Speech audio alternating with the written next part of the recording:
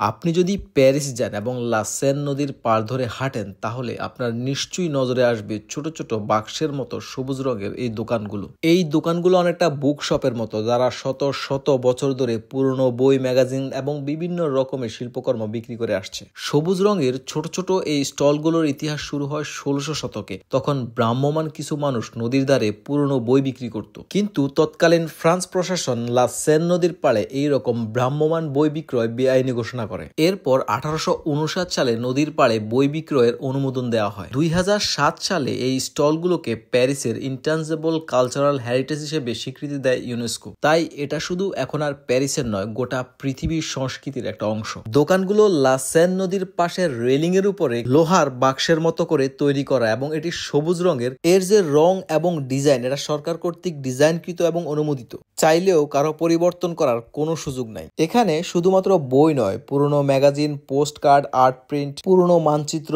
Souvenir, এমনকি কিছু পুরনো অ্যান্টিক আইটেমও বিক্রি করা হয়। এই দোকানগুলোতে বিক্রিত আইটেমের সরকারের কিছু নিয়ম নীতি আছে, যেমন এই দোকানগুলোর একটা নির্দিষ্ট অংশে বই থাকতে হবে। শুধুমাত্র এখানে টুরিস্ট আইটেম বিক্রি করা যাবে না। এই দোকানগুলো থেকে শুধুমাত্র ফ্রান্সে বসবাস করা মানুষজনই নয়, সারা পৃথিবী থেকে আসা পর্যটকরা এখান থেকে ফরাসি শিল্প সাহিত্যের পুরনো সংস্করণ এবং সুন্দর শিল্পকর্ম কিনে নিয়ে যায়। লা সেন নদীর পাড়ে এই দোকানগুলোর মাঝে হাঁটতে হাঁটতে প্যারিসের রোমান্টিক সৌন্দর্য উপভোগ করা যায়। আর এই জিনিসটাই প্যারিসে আসা ম্যাক্সিমাম পর্যটকদের কাছে একটা স্পেশাল অনুভূতি এবং ভালো লাগার বিষয়। আর এই সব কারণে এখানে যারা বই বিক্রি করে তাদের শুধুমাত্র বই বিক্রেতা বা পুরনো সামগ্রী বিক্রেতা নয়, তারা প্যারিসের ইতিহাস, ঐতিহ্য, সংস্কৃতির একটা অংশ।